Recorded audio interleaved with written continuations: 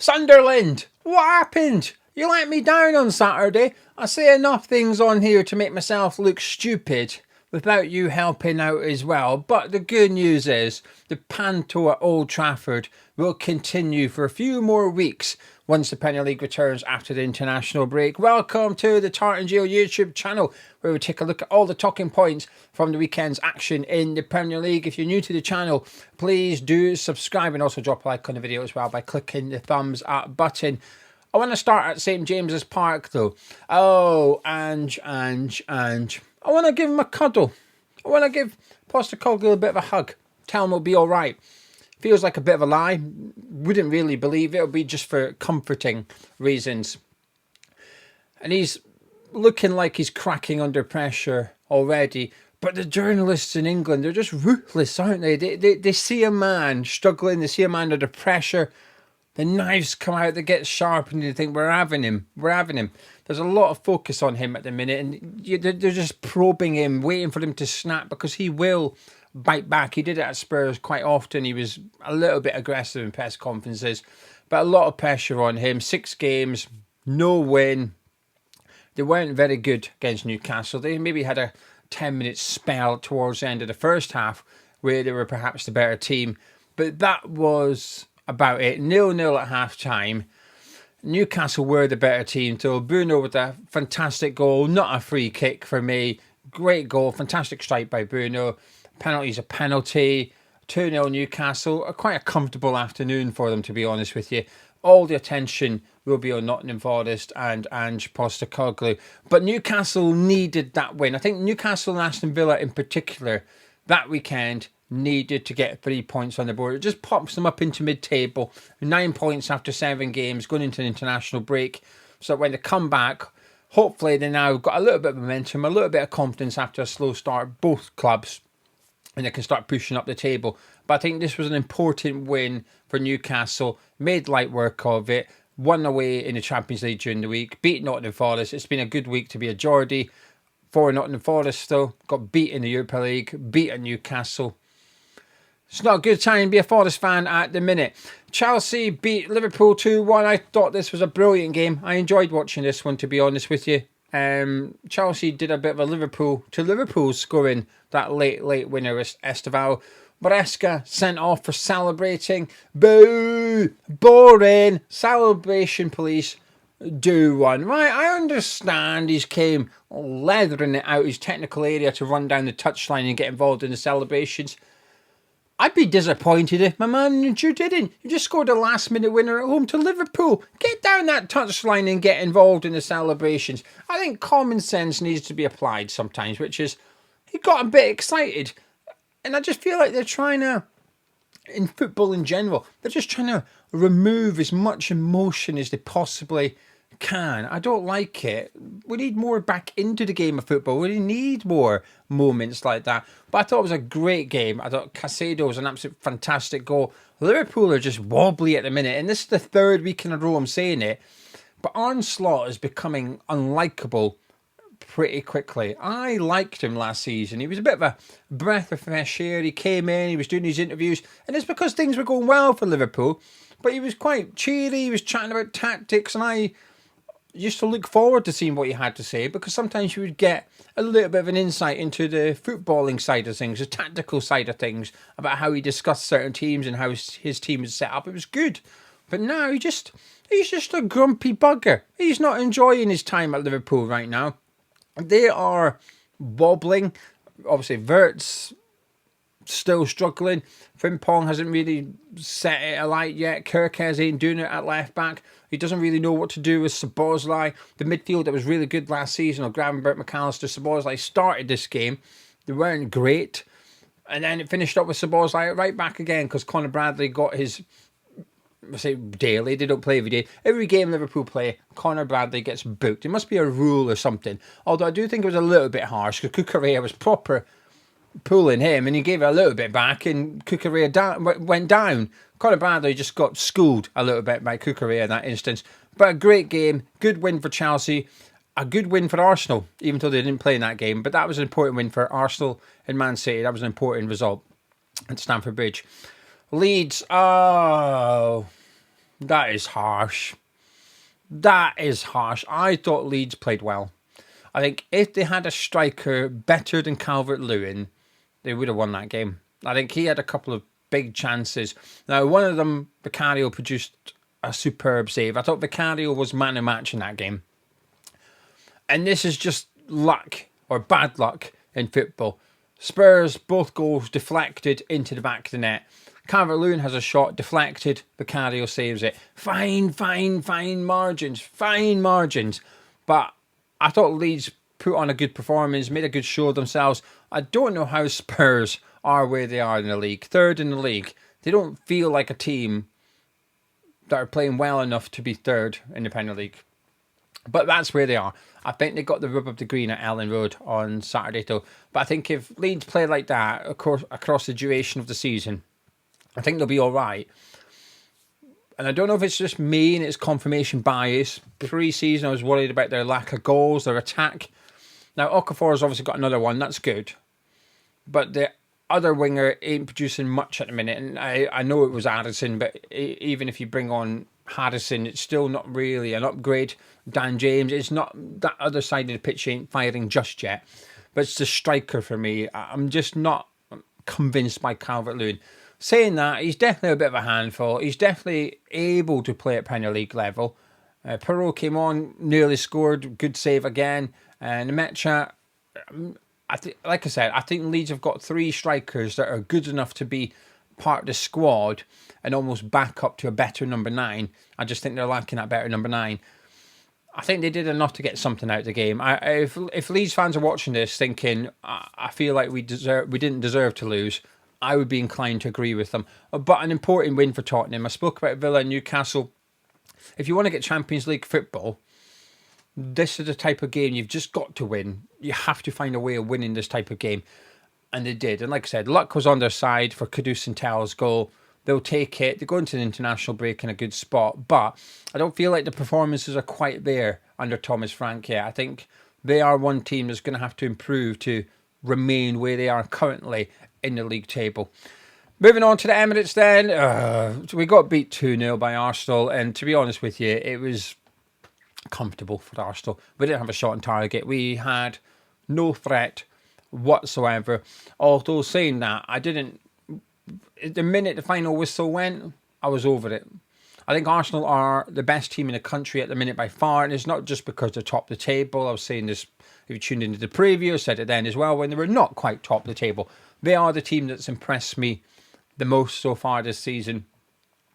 Tactically, Arteta is just a little bit better than most managers in the Premier League. We didn't really know how to defend against this Arsenal team, but I do feel okay about it. Not about losing, but our performance.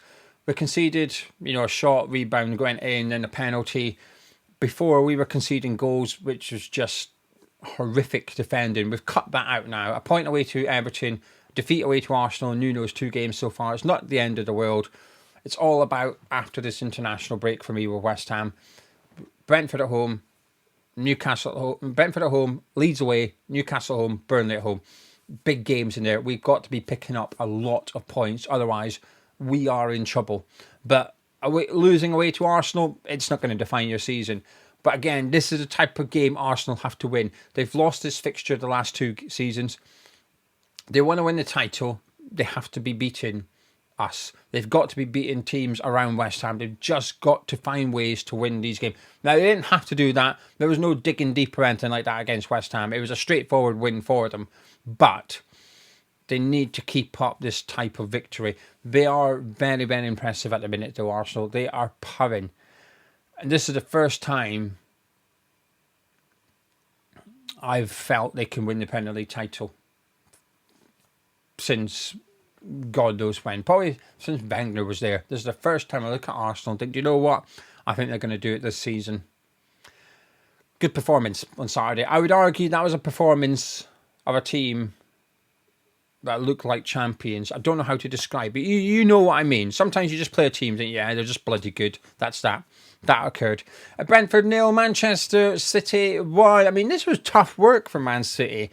Early on they scored with Erling Haaland, who's now scored 96% of Premier League grounds he's played at. That is ridiculous. There's only one ground. I don't know which one it was. There's only one ground he's not yet scored at. That is insane. Absolutely insane. Really good goal as well. To a proper different type of goal. Like, it was all about the physical battle with Vandenberg. Held him off. Got it onto his left foot. Good finish. And he had to battle for the rest of the game. Man City had to battle. Good save by Donnarumma to stop Thiago. I thought Brentford made them work hard, whilst they were quite limited in the threat they possessed for Man City. At 1-0, you're always in with a chance, no matter who you are and who you're playing. If there's only a goal in it, you've always got a chance. And they created a couple, Brentford. So it was more comfortable for Arsenal against West Ham than it was for Manchester City against Brentford. That's for sure. If I was a Brentford fan, I wouldn't be too disheartened with that performance. Still not sure about Thiago. He's done it a couple of times now where I think, I don't know, he's still your biggest threat and you keep taking him off. And I understand you're trying to change it. You don't perhaps want to go to a back four.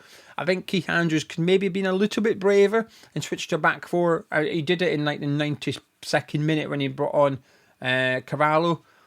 I would have maybe done it a bit sooner and had Shada, Thiago and Utada up front and really tried to cause City bother. Because when they were one-on-one with City's defenders, whether it be Gvardiol or Diaz, they were doing all right. They were competing, the Brentford forwards. They just weren't given enough opportunities to do so. But again, I keep saying important win. It feels like there was a lot of them this weekend. You know, Man City dropped points away to Brighton already this season. There's a few banana skin fixtures here, and there's another one at Old Trafford as well. You've just got to win this game. Man City have done it, 3 points behind Arsenal. We're gearing up for a bit of a relegation battle this season, I think, but there might be a bit of a title race as well to be had. Bournemouth beat Fulham 3-1 on Friday night. There's a reason I do it in this order. Stick around, don't worry. 3-1. A horrible game of football. Absolute terrible game of football. The weather conditions just made it unplayable. You know, Saturday's conditions weren't great in some places, but on Friday night, it was incredibly windy. The pitch was soaking. It was just torrential downpour. And the quality of football, bar 4 instances, was bad. It was not a good game of football. Difficult one to really impose yourself on. But we had 4 fantastic goals, all for different reasons. So first of all, Sessegnon, that's a lovely finish. The through ball, the finish, it is a lovely, lovely goal by Fulham. And then Bournemouth, Semenyo just turns it on.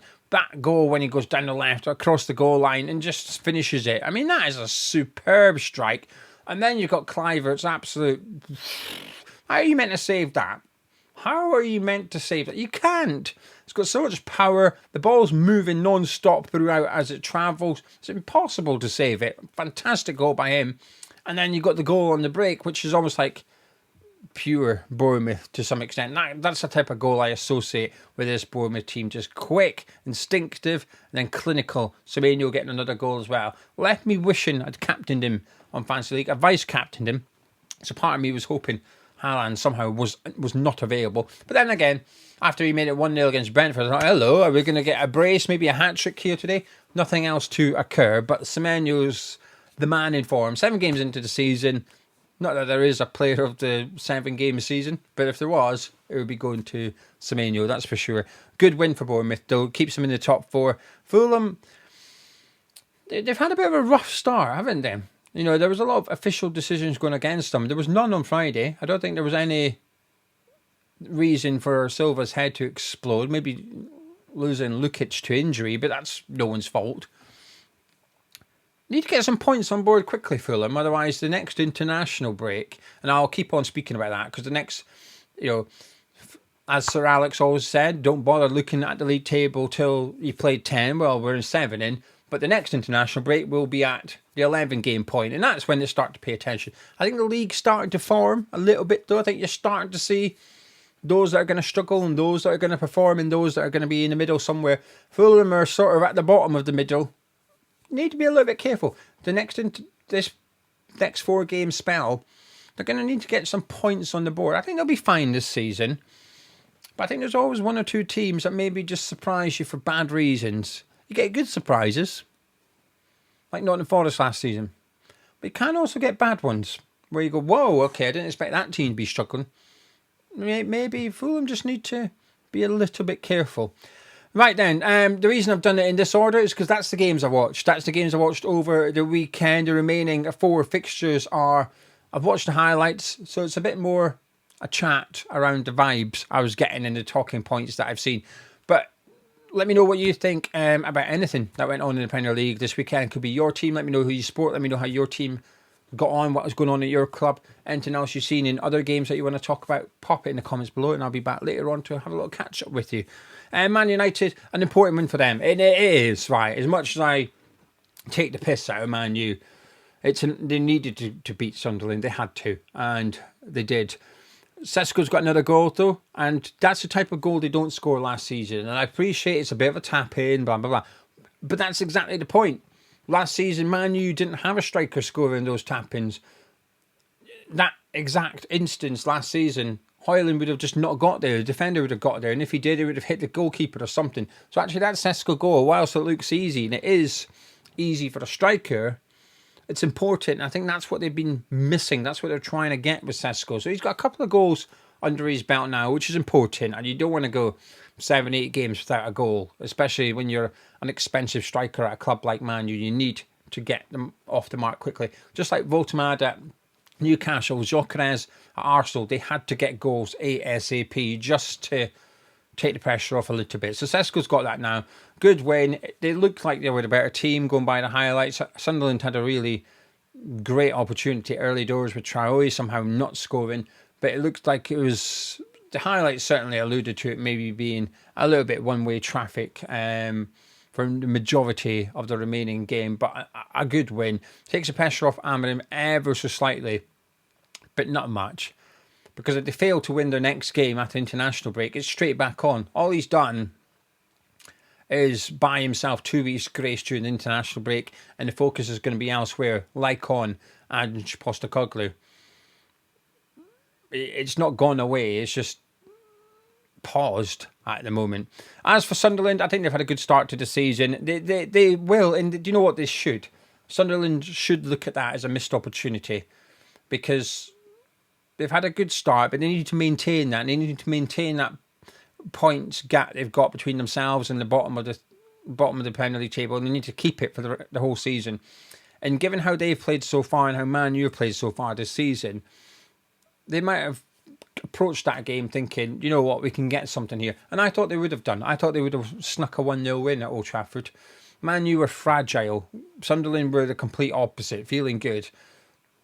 Be interesting to see how Sunderland react. I think they'll be okay though. The bigger picture at the minute looks good, but it feels fragile. I think Sunderland are going to be one of those teams at the moment where the next international break, they could be a lot closer to the bottom 3 than they are now. But they've given themselves a good start to the season. Everton, Crystal Palace, it's finally come to an end. 18 games unbeaten, gone at the Hill Dickinson. I mean, in the 90th minute, it was 1-1. They were on to maintain it. Took the lead. Good goal by Munoz. Good play by Crystal Palace. And it looked like it was all one-way traffic. It looked like Palace were battering them. They just couldn't get that second goal. Mateta with a couple of opportunities. Pickford with a couple of good saves. O'Brien off the line. It looked like Palace were all over Everton. And I've seen a few things regarding, Palace's defeat, and it's come from Everton as much as Palace, basically saying they smashed us, they should have beaten us, but it feels a bit like Palace just run out of steam a little bit, that maybe that game on Thursday just took its toll towards the end of the game against Everton. But I got back into it, it was a stonewall penalty, good pen, and then Grealish finally got his goal, which is blocked a clearance, and it went into the back of the net. But my love for Jack Grealish continues and grows. His interview after the game, if you haven't seen it, go have a look. He's doing his little interview and he's having a little bit of a laugh about how, he said, the last 5 minutes against Villa and West Ham, he stood there thinking, I could imagine I get the winning goal. Imagine I get it. And he went and got it. But he said, I can see the man of the match award. I assume that's coming to me. He said, but actually, I think it should go to Adam Morton. He was fantastic today or whatever. And just... You don't see that enough. Often you'll see teammates bigging up other teammates, but to suggest that a player on the other team should have won the man of the match, it's sweet, isn't it? I like it. I like Jack. I'm pleased to see him enjoying his football a bit more. A big win for Everton, though. And in a weird way, it might take the pressure off Palace a little bit. Because it's incredible. To have gone 18 games unbeaten is incredible, right? But I feel like they were going under the radar for 15 of those games. But over the last couple of weeks, it feels like there's been a lot of talk around Glasner, around Crystal Palace. And with that comes pressure. The more people talk about your club and talk about your team, the more pressure that comes. So I don't know, will it benefit them in the long run? I mean, for now, it probably sounds mental, suggesting that a defeat might actually turn out to be a good thing.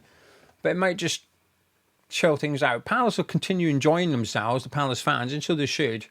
But I don't know, I just feel like it might just take the pressure off Glasner a little bit. But 2-1 Everton. Villa won 2-1 against Burnley. They needed this. Emery needed this. But I think that's 4 wins in all competitions now. They've had a good month between this international break and the previous one. And they needed it as well. Malin with a couple of goals. Oh, that pass by Camara for the first goal. I love a good assist. I love a pass like that. Just someone that just rips open the opposition's defence. Now, Malin had a lot to do and he had to hold off the Stevie. But that pass from Camara, I'm a big fan of it. Got his second goal as well. Clearly just had that little bit of confidence, a different type of finish, a different type of goal. And Burnley look like what I've seen from Burnley all season. I had a look at the statistics. I think they only had 5 shots all game. It's not great. The highlights made on that they were competitive, but the statistics would suggest perhaps not. But the indication I'm getting from what I've heard and read about the game is that Burnley were well organised, worked hard, just not good enough. And I think that's been the story of the season thus far. And I think when you're not picking up points, but you're playing relatively well, I think you will be okay with that for a little while. So for now, Burnley will be feeling okay because they look at the league table. They're not bottom. They're not second bottom. They're thinking, we're okay. We're in there. We've got a chance.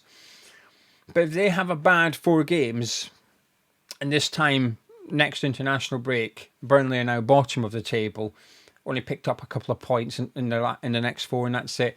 That's when I think things will start getting a little bit tougher for them. They need to get points on the board. Otherwise, I think that belief that they've got currently will start to evaporate slowly. An important 4 weeks coming up. Do you know what? I'm going to do a relegation video during the international break, just talking about the teams in and around it. Not who I think will go down, just 7 games in. Just talk about the circumstances, the situation around each club. I think we'll do that if you don't mind. Well, you'd have to tune in. I'm going to produce it. It's up to you whether you tune in or not. And lastly, it finished. Wolves 1, Brighton 1. You got to feel a little bit for Wolves, haven't you? 1-0 up. I say a bit of luck. You make your own luck in football. I'm a strong believer that you make your own luck sometimes. So yeah, it's an own goal. But Munetsi carves that out himself. It's a fantastic volley. Great save initially to tip it onto the bar and then hits him sort of in the arse and goes in. But they missed a couple of big chances, Wolves. They could have made it 2-0. Arias in particular, who hasn't really worked out yet, has he? He needs to... What I was talking about, Sesko, Gyökeres, Voltemad just taking the pressure off themselves. Arias needs to do that now. He needs to just have a moment and just relax a bit. But he missed a huge opportunity to put them 2-0 up. And I think had they done that, they would have won the game. But Van Heck with the goal to equalise. It's not great for either of those two teams at the minute. I'm not getting good vibes from Brighton. And with Wolves, what I've just said about the other teams, you can apply it here. You can be unlucky, but you can't be unlucky in every game. Eventually, well, I say you make your own luck, but you're going to run out of it sometimes. 1-1, not really a good result for either team. Obviously, it's not the worst one, but I'd imagine both managers would be disappointed to come away with just a point. Pereira getting sent off for kicking off, and then they showed you the bench. And they said, oh, this guy's in charge. But there was someone behind that guy in charge. I thought it was Pereira. I'm sure he's got a twin. I might have to look it up and when I do my relegation video, try and get the screenshot and get Pereira next to the guy that was on the bench. I'm convinced it was Pereira. I think he's got a twin. Anyway, there you go. That's my chit-chat from the weekend. Good weekends for teams. Newcastle, Villa, Man United, Arsenal, important wins. But disappointing weekends for Leeds, Nottingham Forest, Wolves, Brighton. Those teams that might have thought, oh, we could have done a little bit better, we could have got something out of that game, and failed to. And perhaps expected defeats for West Ham, Burnley. Never good, but I think it lessens the impact if you thought it was coming in your direction. Anyway, let me know what you thought of the Premier League over the weekend. Get involved in the comments below. If you haven't done so already, please do subscribe, and I'll catch you in a bit.